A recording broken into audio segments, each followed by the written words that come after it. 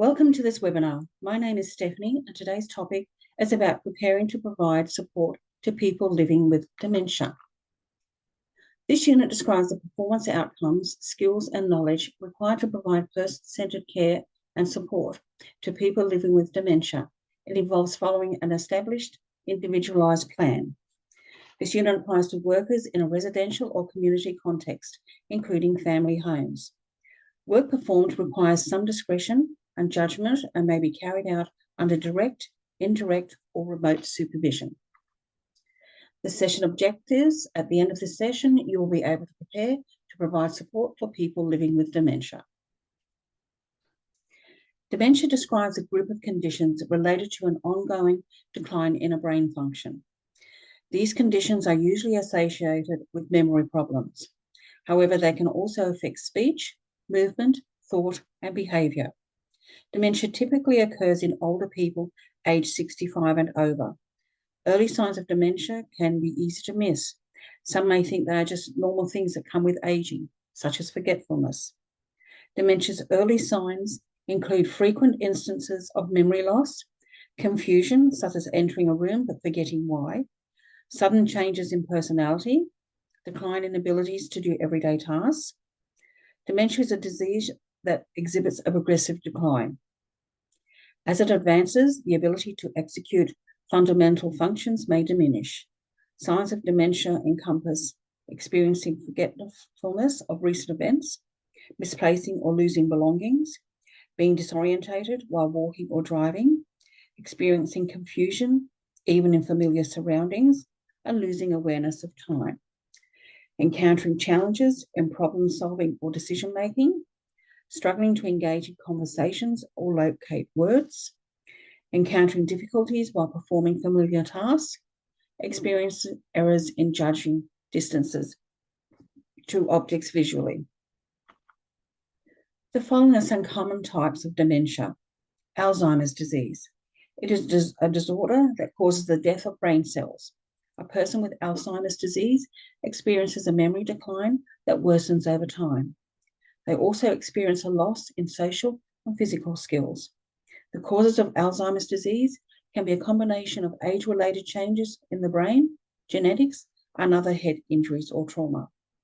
Its signs and symptoms include persistent and frequent short-term memory loss, particularly in recalling recent events, repeatedly expressing the same thoughts or statements, experiencing vagueness during everyday conversations, notable alterations in planning, problem-solving, organisation, and logical thinking abilities, lengthier periods required for completing routine tasks, facing challenges in language and comprehension, including difficulty finding the appropriate words, escalating disorientation related to time, location, and personal identity, encountering difficulties in motivation and initiating tasks, observing shifts in behaviour, personality, and mood.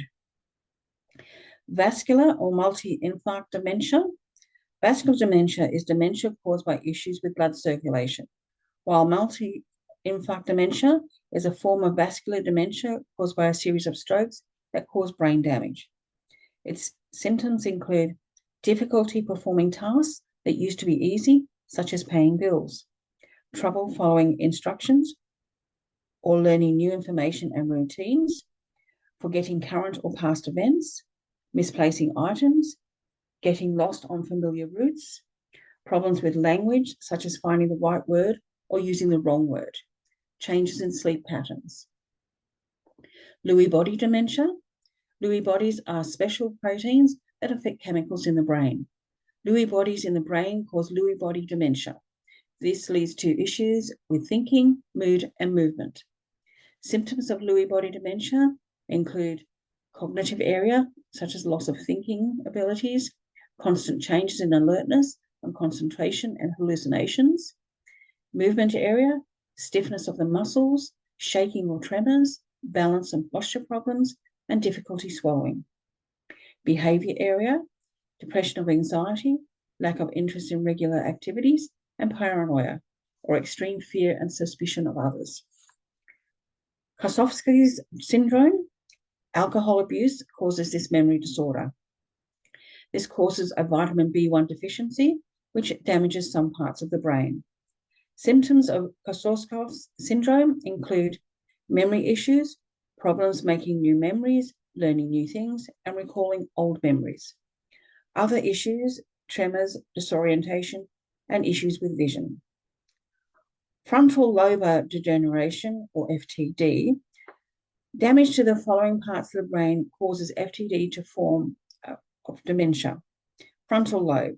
This controls a person's ability to think, plan, and control behavior. Temporal lobe.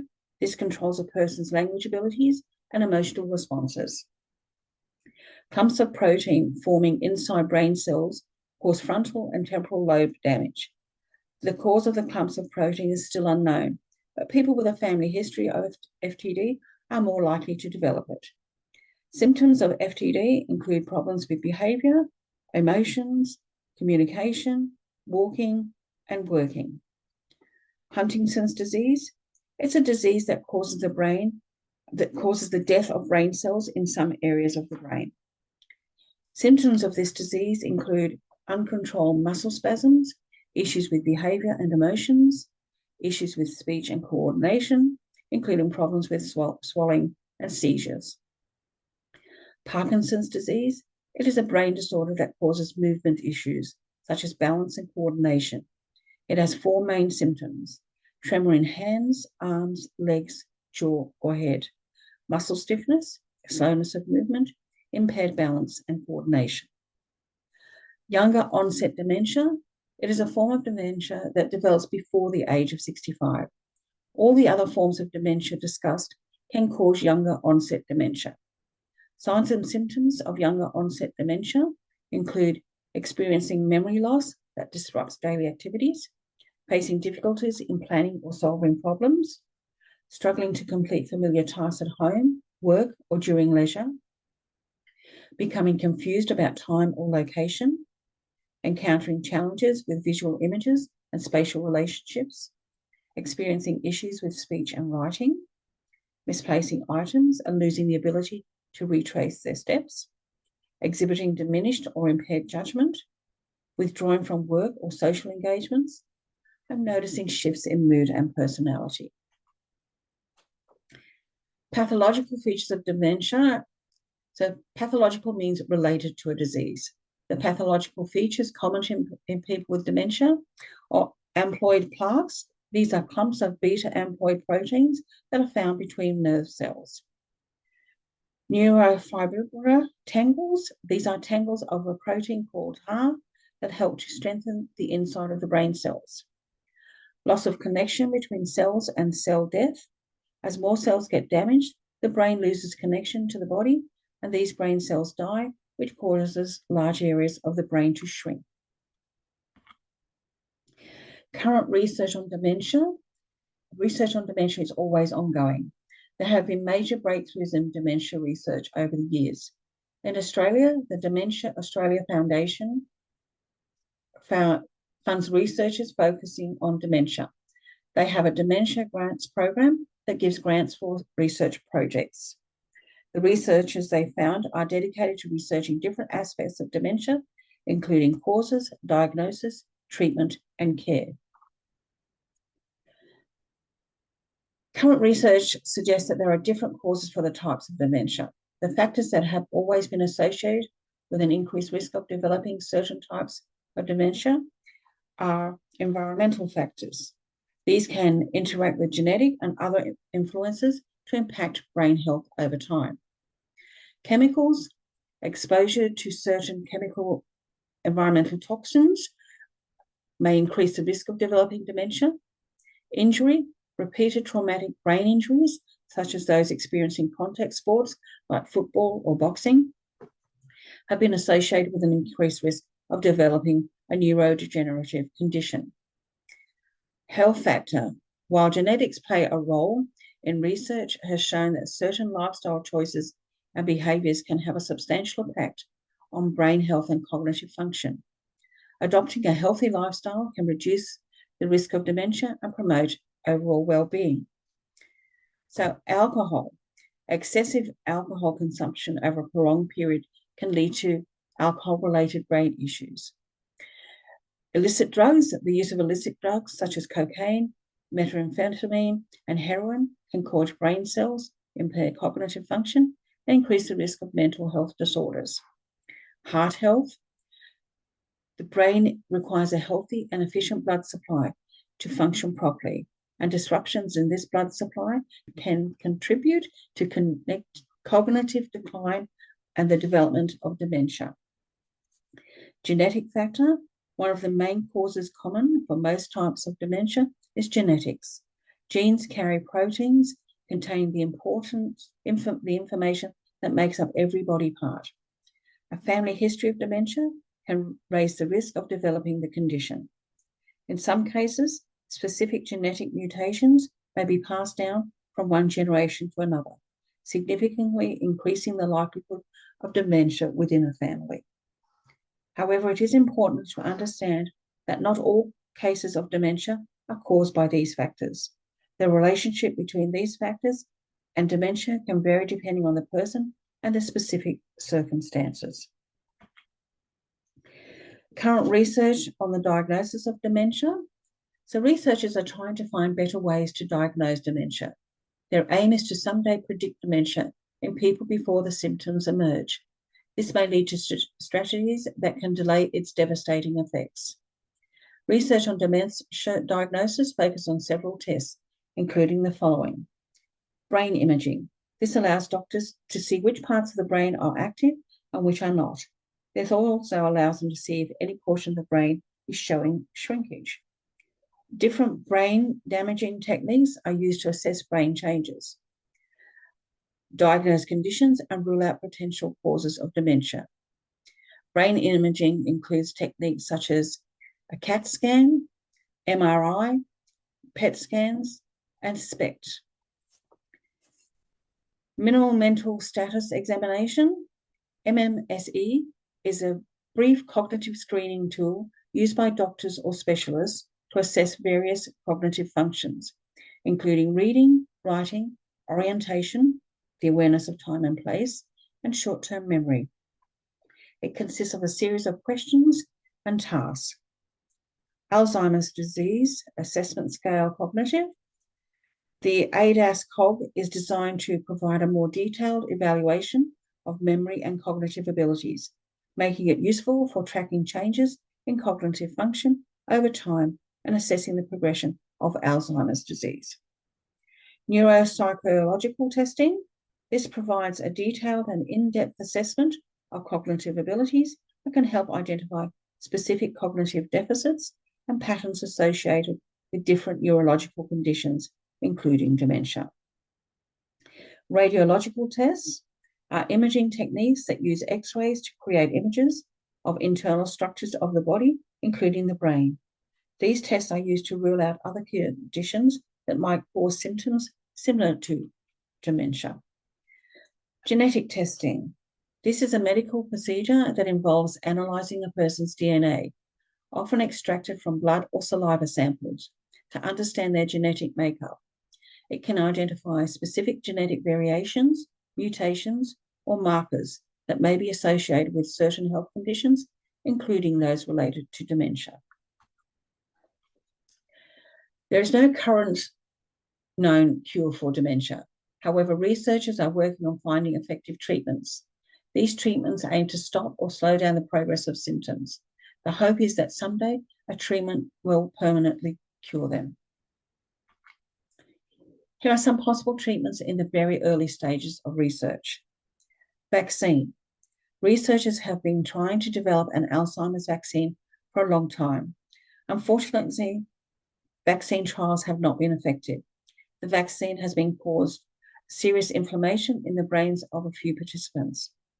Recently, researchers have developed a safer vaccine that is awaiting trial. Immunotherapy.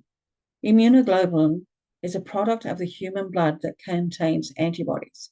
These antibodies fight against the beta amyloid plaques that cause brain damage.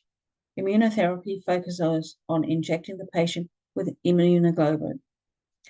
This therapy has been successful in a very small trial. However, it needs more research before getting approval. Gene therapy. Researchers inject genetically modified cells into a patient's brain in this therapy. These cells have been modified to withstand better and fix brain damage. The cells also contain a protein that helps cell growth. This protects the brain from shrinking or dying. Research on this is still in its early stages. However, it has shown signs of effectiveness. Research occurring for people with dementia aims to improve their quality of life. It also aims to support their carers and aged care workers.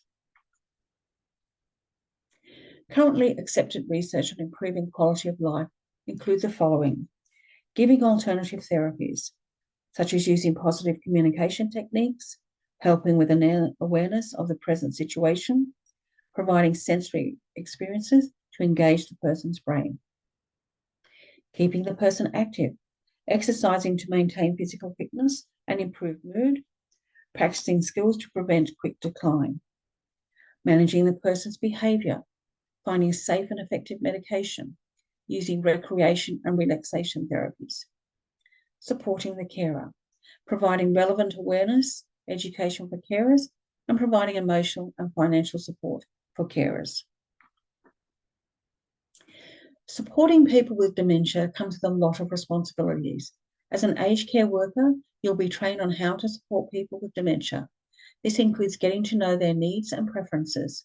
It is important to know your job's legal and ethical considerations. This ensures that you do your job within the limits of the law. It also ensures that you meet the standards of care for older people. So human rights are rights and freedoms enjoyed by everyone, no matter who they are or what they do. The rights of the older people are listed in the United Nations Principles for Older Persons. The principles list 18 general rights for older people, which fall into the following categories: independence, participation, care, self-fulfillment, and dignity. Codes of conduct. A code of conduct lists the rules that workers must follow when doing their jobs. There are codes of conduct for people in different industries, but none specific for aged care workers. But there has been a proposal to make one. There was also a proposal to include aged care workers in the National Code of Conduct for healthcare workers. Some organisations and care providers have their own codes of conduct. These codes of conduct would typically relate to performing tasks enthusiastically, treating people with respect, showing compassion, being responsible for your actions, maintaining privacy and confidentiality, reporting abuse and neglect. Codes of conduct consider the legal and ethical aspects of working with older people. These codes focus on ensuring that aged care workers provide the best care possible. They honour the rights of older people and provide for their needs.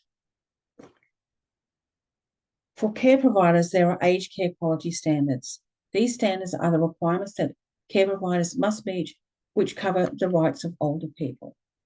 All aged care providers must meet the following standards: dignity of choice, ongoing assessment and planning, personal and clinical care, services and supports for daily living, organisation's service environment, feedback and complaints, human resources, organisational government. It also covers the services provided by people working in aged care.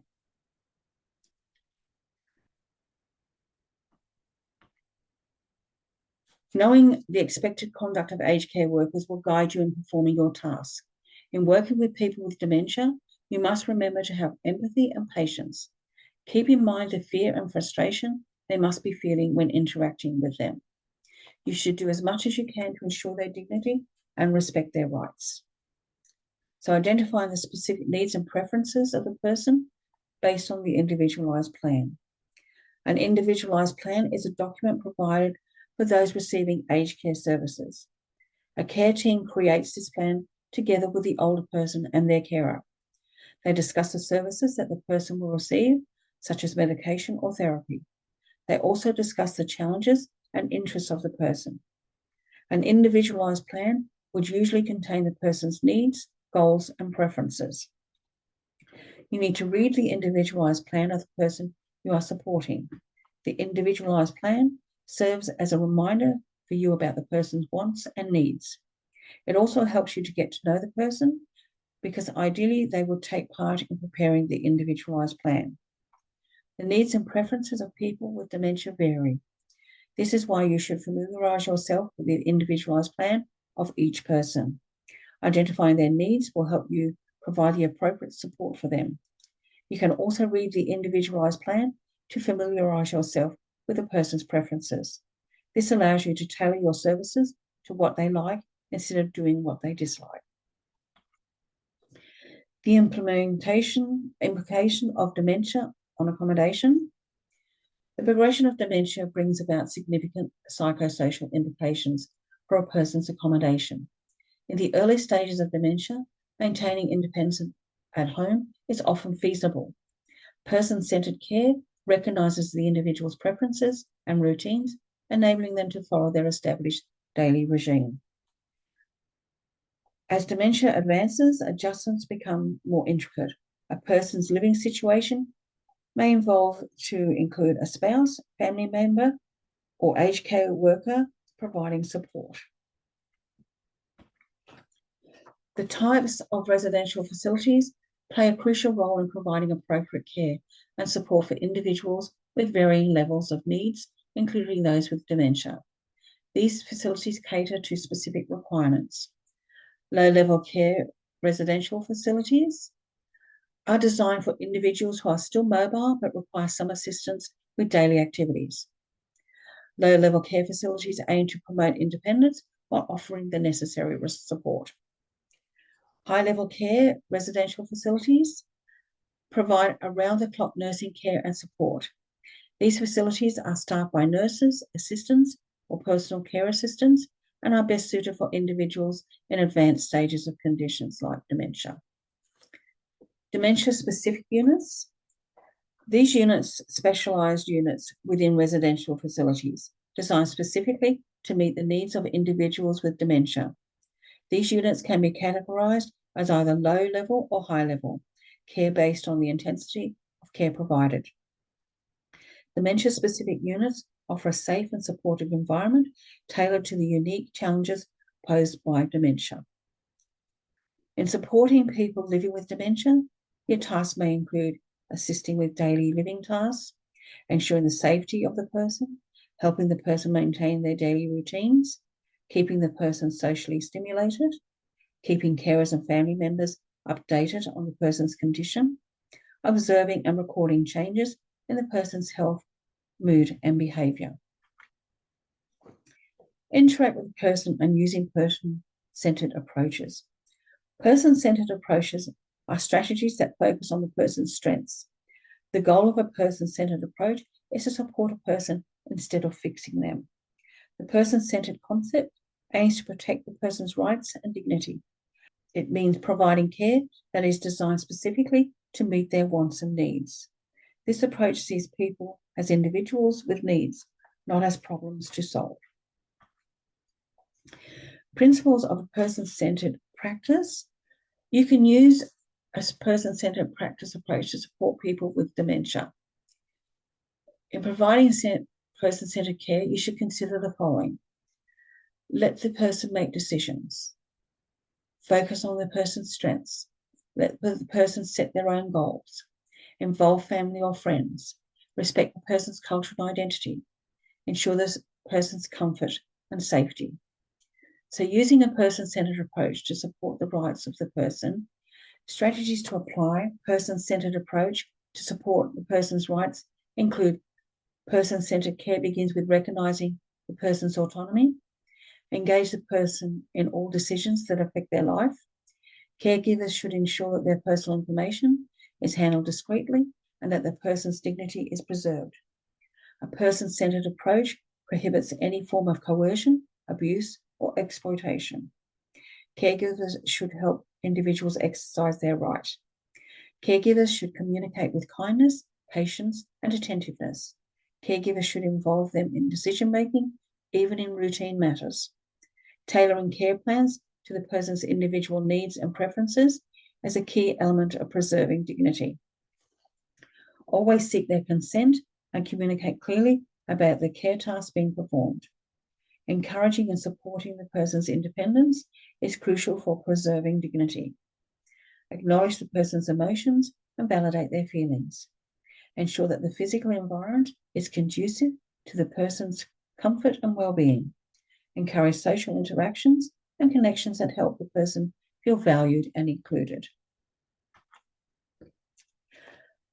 Person-centered approaches to activities. You can use a person-centered approach to identify activities for people with dementia. You can give them activities that will improve their quality of life. These activities can help. Activities that enhance self-esteem and pleasure. As a person with dementia navigates the complexities of their condition, it can impact on their self-esteem and sense of control. Implementing person-centered approaches supports the individuals to retain a sense of autonomy. In person-centered approaches, you focus on the things that the person can do, not what they cannot do. Some examples of how you can do that are acknowledge the things that they can recall or be prompted about. Be supportive when they encounter memory challenges. Start the day by doing something they are good at. Give encouragement every time they make progress. Let them do things on their own as much as possible. Activities that minimize boredom. People living with dementia may experience a lot of boredom because they may no longer be able to do as much as they used to. Some activities may not be safe for them anymore, or they may have lost skills for those activities.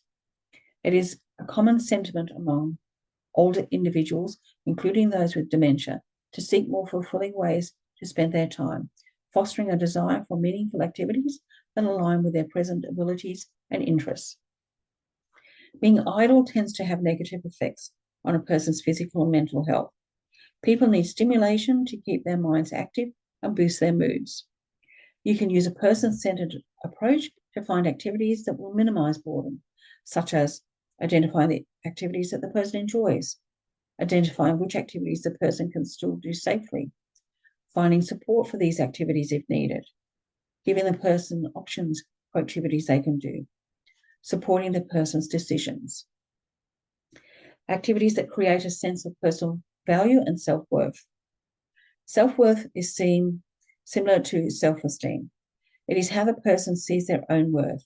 It involves acknowledging that person's deservingness of love and positivity, reflecting a fundamental belief in personal worthiness. Personal value interrelates with these notions, signifying the assessment of one's own significance. This evaluation hinges upon a person's interpretation of worth or value. A person's self-worth or personal value depends on how they view the concept of worth or value. For older individuals, their self-worth and personal value might undergo changes. The process of growing reliant on others can impact their self-perception, potentially leading to a diminished sense of worthiness and personal value. A person-centered approach would focus on finding activities that increase personal value. For an aged care worker, the initial step involves comprehending the factors that imbue the person's life with a sense of value. Activities that create a sense of personal value make the person feel useful. They could be activities where the person gets their help, such as a volunteer worker. Some examples of activities of people with dementia. So activities that create a sense of personal value, such as helping in public daycare centres, walking dogs in animal shelters, participating in park cleanup activities, preparing meals for homeless shelters. Activities that create a sense of self-worth could be making art and displaying them in a gallery, engaging in talent shows with other older people, telling stories about their life to other older adults or to children, teaching a skill that they have to others. Provide and maintain a stable and familiar environment to support the person's well-being. A person's environment is made up of things, people, and culture that surround them. Both the physical and social environment are important for their well-being. For a person, a good environment should meet the person's needs, make the person feel safe, and make the person feel supported. For people with dementia, their environment is even more important. It will cause them more distress if their environment is unstable or unfamiliar. This is why it is important to ensure a good environment for them. A stable and familiar physical environment for people with dementia ensures that it accommodates their physical needs, does not have too much stimulation, allows them to navigate independently as much as possible, provides mental stimulation, provides emotional support, upholds their rights. A stable environment is one that is consistent. This means unexpected changes in that environment are rare. A familiar environment is one that the person knows how to navigate. It is an environment where a person is already comfortable. You should communicate with a person, their family or carer, or others involved in their life and care to provide a good environment for them. To do that, consider the following factors of communication. Rapport. You must build relationships with a person or others to improve trust. Structure. Communication must be a two-way trade of information between you and the person or others. Empathy. You must be more understanding of how the person or others are feeling to ensure that they are satisfied with the service provided to them. Information. You must ensure the answer to questions and clarify the uncertainties of the person or others. You should communicate with the person, their family, carer, or others involved in their life and care to provide a good environment for them where you can. Get to know the person and what they are comfortable with. Identify the kind of environment the person has lived with for most of their life. Ask about their needs and preferences of the person. Ask her if there are things from the person's old environment that you could bring to their new one. Ask the person and their carer if they can help identify possible issues. Address the issues pointed out by the person or their carer. Providing a stable and familiar environment. So a stable environment, avoid moving things around when they already know where to find them. Inform the person of upcoming changes. These include new structures, routines, or people. Providing a familiar environment, establish a routine with them. Put up signs around the place to help them navigate. Avoid sudden changes, such as transferring them to a new room without warning. Maintaining a stable and familiar environment. After establishing a good environment, you must maintain it for the person in your care. This helps keep the environment consistent and familiar. Lack of maintenance might cause gradual changes in the environment. Eventually, the environment may no longer be effective. To maintain a familiar environment, you can check with the person regularly if they are okay with their environment. Keep the environment uncluttered and not too busy. When adding something new to the environment, guide the person through it for a few days. Consult with their carer before making any adjustments to the environment. Review the environment to evaluate its effectiveness. Adjust the environment as a person's disease progresses. Impact of the person's environment. A person's environment impacts them in a lot of ways. A person who lives in a positive environment may feel safe and confident. Meanwhile, a person who lives in a negative environment may feel insecure and fearful. The environment of the people in your care can impact how they interact and engage. The graphic below summarizes how the environment impacts a person with dementia. So if a person has a stable and familiar environment, they're more likely to feel comfortable and safe and more likely to interact and engage. If a person has an unstable and unfamiliar environment, they are more likely to feel uncomfortable and unsafe and less likely to engage and interact. Supporting a person to interact and engage. A person's environment impacts on how you support them to engage with it. If you provide them with a good environment, they may require less direct support. The impact of each aspect of a person's physical environment. Cleanliness and order. A clean and well-organised environment can contribute to reducing confusion and discomfort for individuals with dementia. A clean space helps them keep track of where everything is. Colours and patterns.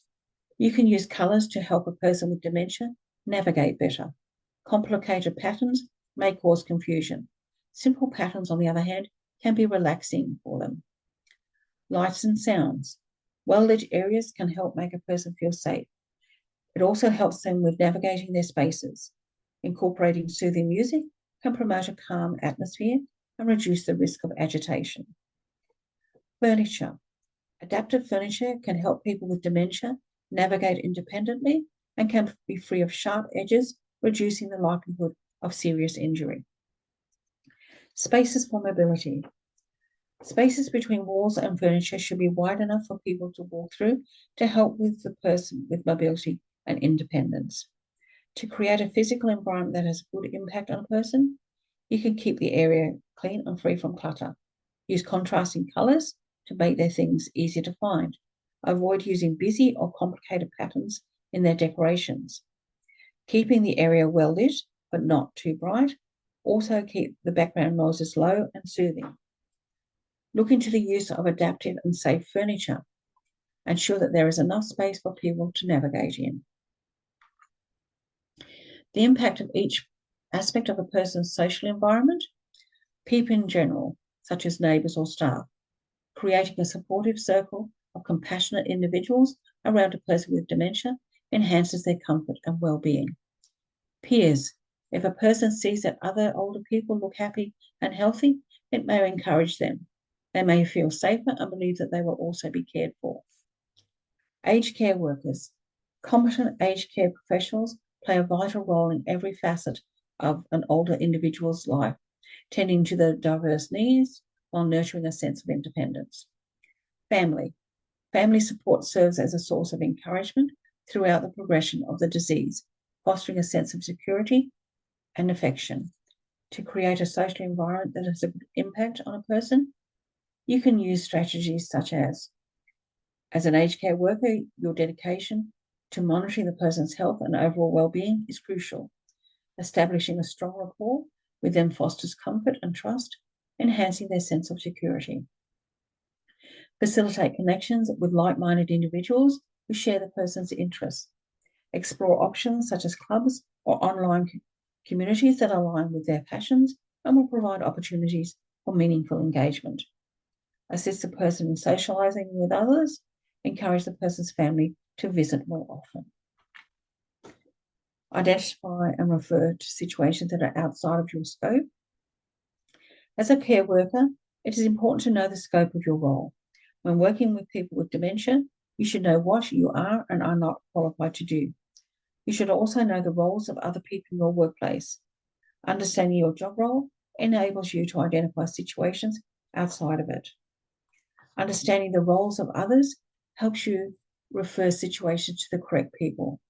Examples of aged care worker roles are home care workers, residential care workers, and health professionals. To identify situations outside of your job scope, you must first determine the limits of your role. To do this, you must confirm your responsibilities and expectations with your supervisor.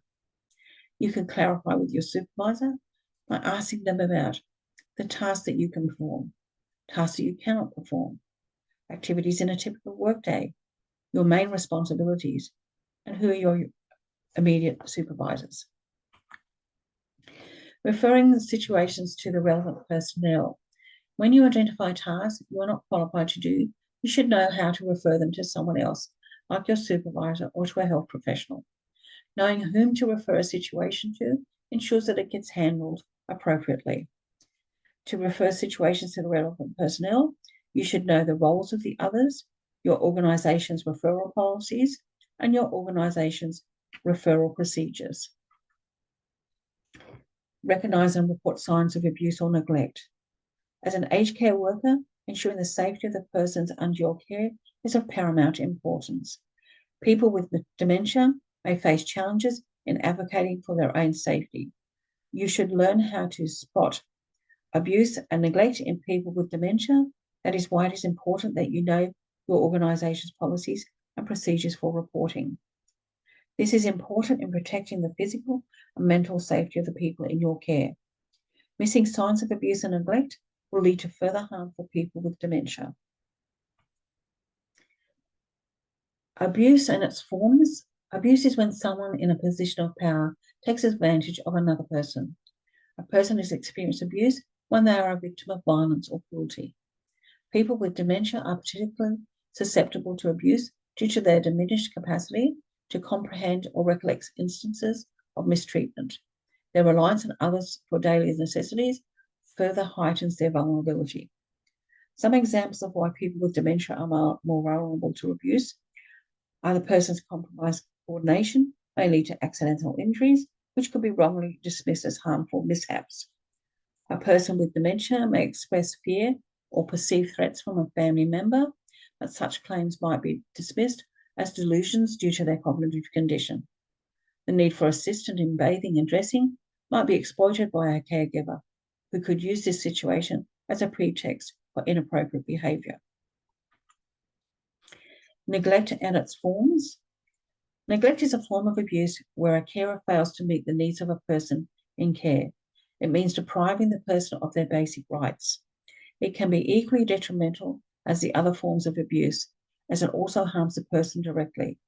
The forms of neglect are physical neglect and emotional neglect.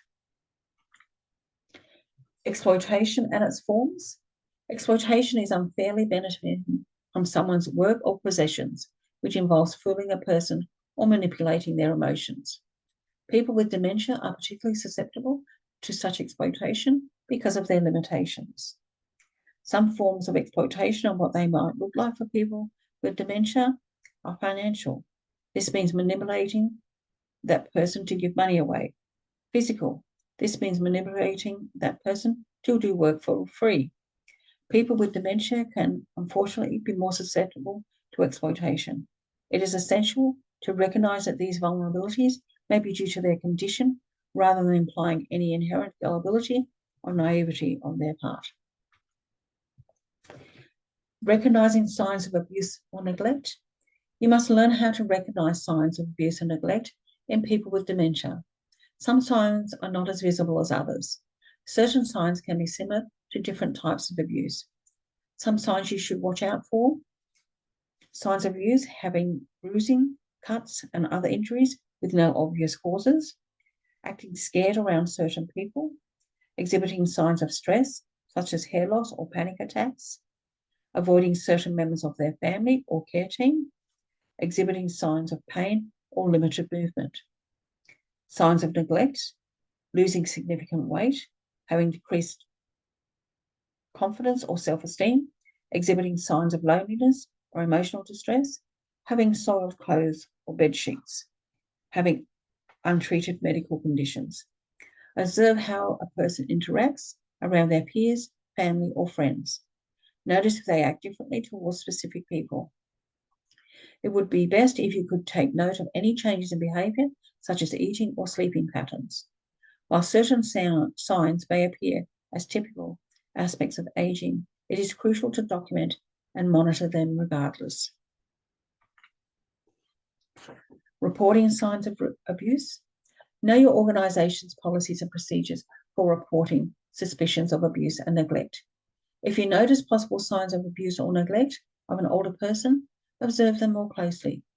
You must still report these observations, even if it turns out there is no abuse happening. Instances when you should report an incident: are you witness the abuse happening? Staff or family members tell you that they have seen abuse happening. The person tells you that someone is abusing them. You observe signs of neglect or abuse in the person. The person tells you that no one is caring for them. Whenever there is an incident, follow your organisation's policies and procedures, as well as your state or territory legislation for reporting abuse and neglect. These policies and procedures ensure that your report is properly documented. They also ensure that the correct authorities receive the report.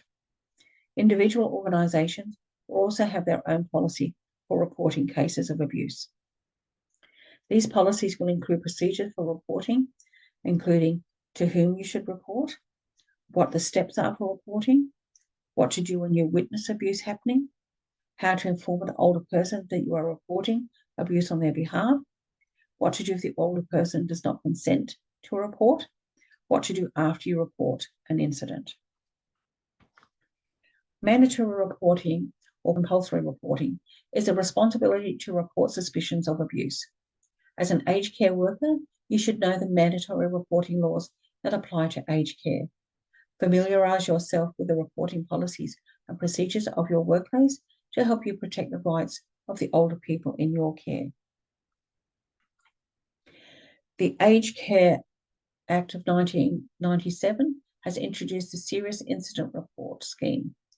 Defines a reportable incident as the occurrence or suspected occurrence of unreasonable force, sexual abuse, emotional abuse, theft done by an aged care worker, neglect, unreasonable use of restrictive practices, unexplained death of an older person, unexplained disappearance of an older person.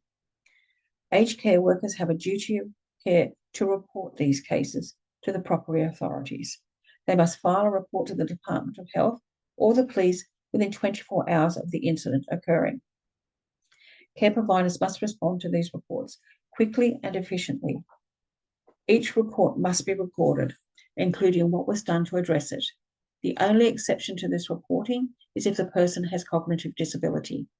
The CHCAGE also protects mandatory reporters. This means the law protects the reporter from criminal or civil responsibility. An employer cannot punish a reporter for reporting a valid incident. An employer must protect the person from threats and victimization due to reporting. Legislative and statutory requirements for reporting. Aside from abuse, there are other things that aged care providers must report.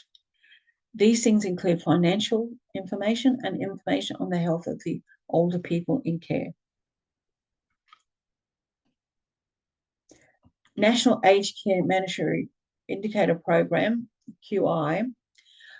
Under this program, care providers must report data on pressure injuries, physical restraint, unplanned weight loss, falls and minor injury, medication management.